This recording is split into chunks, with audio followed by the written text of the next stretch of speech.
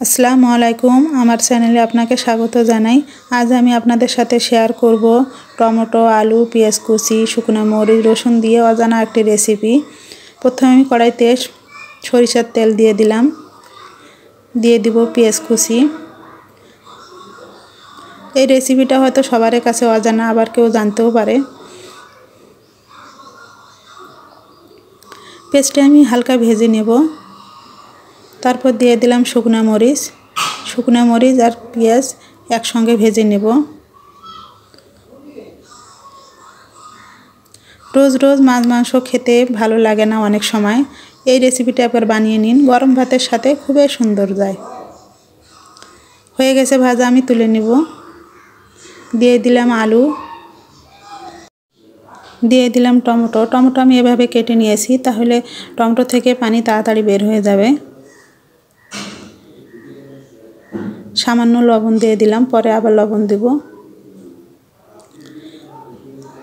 কিছুক্ষণ নেড়ে ছেড়ে দিয়ে দেব।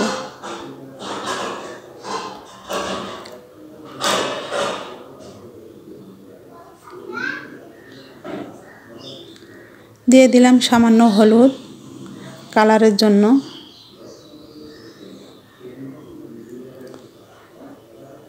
একটু নেড়ে ছেড়ে পানি দিয়ে দিলাম রসুন।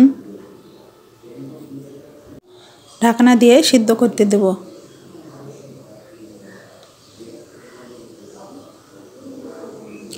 দেখুন পানি বের হয়েছে।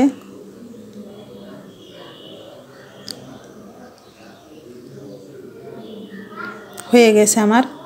দেখুন এভাবে একবারে পানিটি শুকিয়ে নেবেন। আগের কিন্তু দাদি নানিরা চুলায় টমেটো পোড়া দিয়ে ভর্তা করে খেত।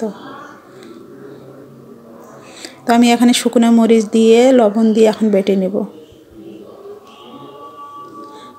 বাটা আমার হয়ে গেছে দেখুন। এখন দিয়ে দিব টমেটো দিয়ে আমি এখন বেটে নেব। আবার কেউ চাইলে ব্লেন্ডারও মিক্সার করে নিতে পারেন। দিয়ে দিলাম আমি এখানে পেঁয়াজের বেরেস্তা, অর্ধেক দিয়েছি আর অর্ধেকটা পরে দিব। আপনারা চাইলে কাঁচা পেঁয়াজও দিতে পারেন,